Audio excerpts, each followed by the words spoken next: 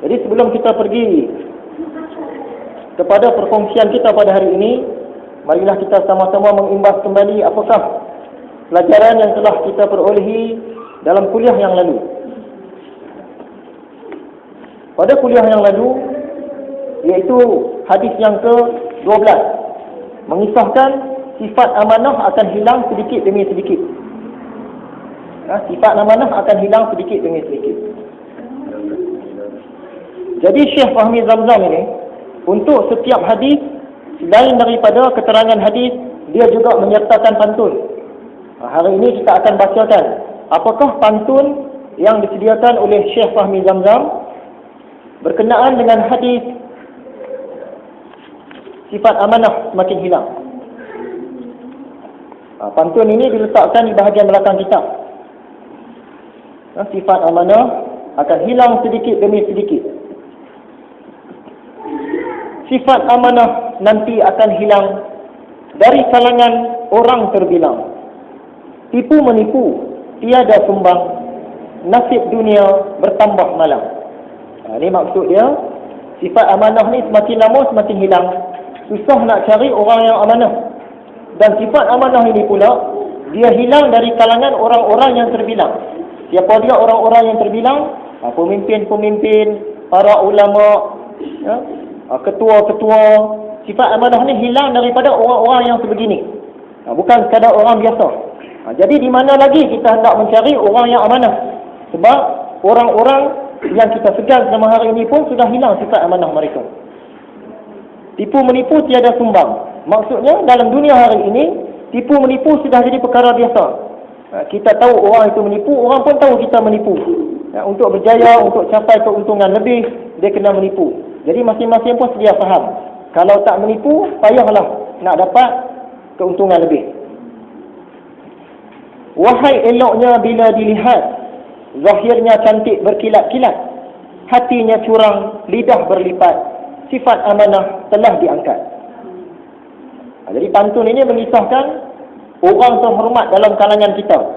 Kita tengok dari segi luarannya memang elok. Dia kata zahirnya cantik berkilat-kilat, nampak baik, nampak sopan, nampak ada ketokohan, tetapi sebenarnya hati dia dah curang, lidah dia berlipat-lipat. Sebab sifat amanah telah pun diangkat daripada hati mereka.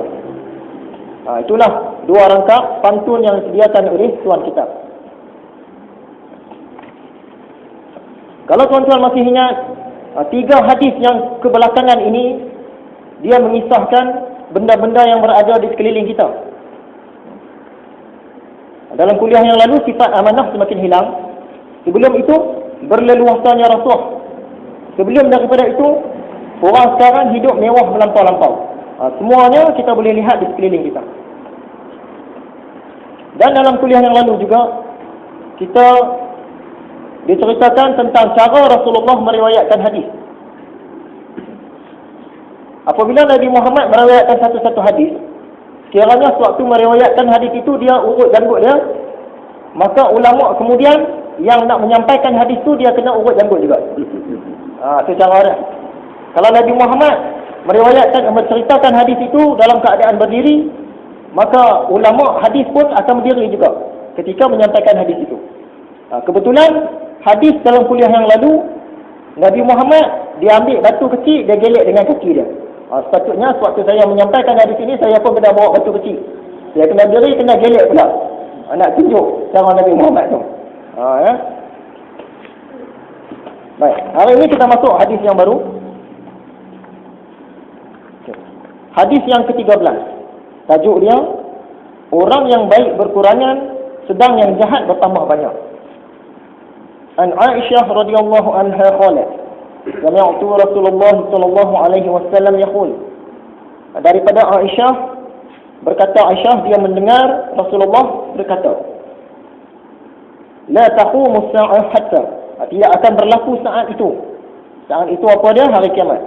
Sehinggalah yakunal waladu ghaiza wal mataru khaiza wa yafidul li'am fayda wa yadhidul kiramu ghaiza wa la yajtari as-saghiru 'ala al-kabir wal la'imu 'ala al-karim. Rawahu Tabrani.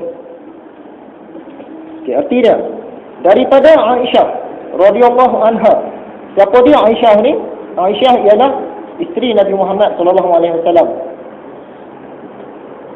Dari segi sebutan, kita pun orang Melayu ramai juga yang bernama Aisyah, tapi kita sebut Aisyah. Sebutan sebenarnya Aisyah. Aisyah. Bila sampai kepada kita dia jadi Aisyah. Dan biasanya kita sebut Isah. Kita sebut Isah kan? Gerai Tom Yam Mak Isah. Isah tu Aisyah lah tu sebenarnya. Aisyah. Daripada Aisyah radhiyallahu anha berkata, aku mendengar Rasulullah sallallahu alaihi wasallam bersabda, tidak akan berlaku hari kiamat. Dalam matan hadis tadi dikatakan as-sa'ah. Kalau diubah dia jadi saat itu. Tapi apabila diterjemahkan jadi hari kiamat. Macam mana boleh jadi macam tu? Sebenarnya salah satu daripada nama kiamat ialah as-sa'ah. Saat itu. Sebab tu dalam terjemahan dia terjemah terus, tidak akan berlaku hari kiamat.